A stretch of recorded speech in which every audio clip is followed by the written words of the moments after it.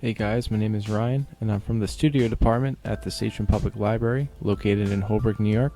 And today I'm going to show you how to install Audacity and how to start your first basic recording session. So first go to Google and type in Audacity.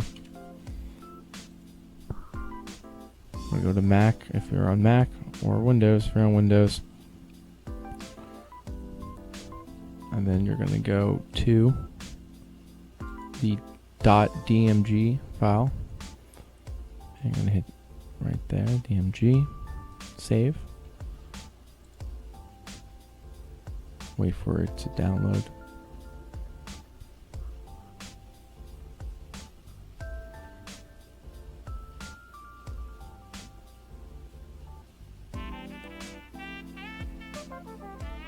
Awesome. Now we click that. Going to do its thing, and it's going to ask us to drag it to our applications folder, and there we go. From that point on, you go to your applications folder and open it up from there. I will see you on Audacity. And really quickly before we begin, I just want to talk about audio interfaces, because they are an excellent way to obtain higher quality recordings for what you're doing. So if you Google audio interfaces, there's so many different kinds. It all depends on how many people you want to record at once, or if you're on a budget. These things can get pretty in-depth, so I don't want to go too in-depth about it.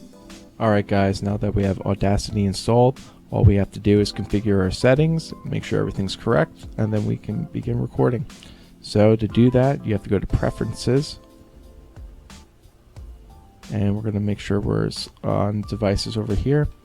And on playback, you have to select your laptop or your computer speakers, or an audio interface such as a Focusrite. Soundflower is what I'm currently using, so you can hear me right now. So don't worry about Soundflower, just worry about your own settings. So for recording, make sure it's either your audio interface, or it's going to be your built-in microphone, or if you have a USB powered microphone, it should be listed over there. If not, you have to install a driver for that current device. Alright, and then the channel selection is how many channels you want to record at once, depending on your device. I'm just going to leave it at 1 for now.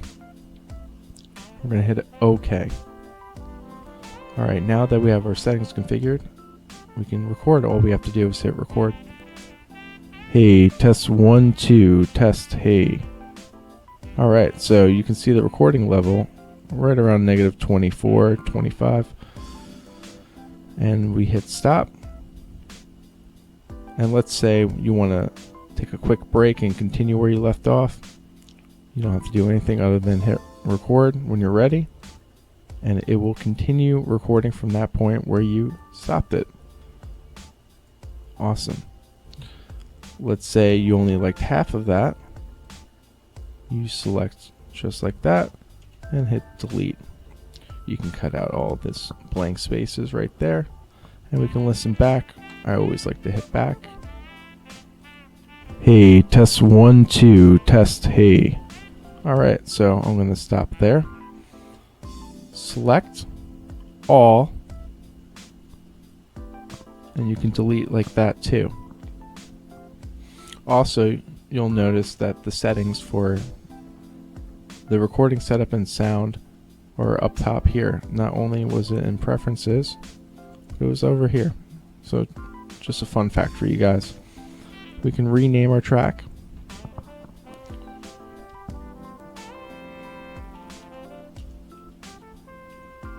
We're doing a podcast.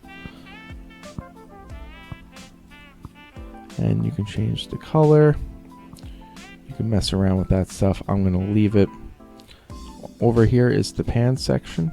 Oh, I'm sorry, that's the gain section if you want to boost it more. So let me record something first. Hey, this is a audio recording test. Testing. I'm going to stop it. Hit play. Hey, this is a audio recording test. Testing. So if you were listening with headphones, you can clearly tell that the audio pans to the left side and then to the right side and then back to the center. If you wanted to have more than one speaker, you can have a pan situation going. You don't have to do so hard left or hard right. Pick a percentage that works for you, and you're already on your way to mixing. Alright, so the next thing I'll show you is, let's delete this tail end of this section.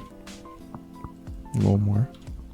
Let's say we wanted to record from this point on, but we want to listen back and kind of remember where we left off. Well,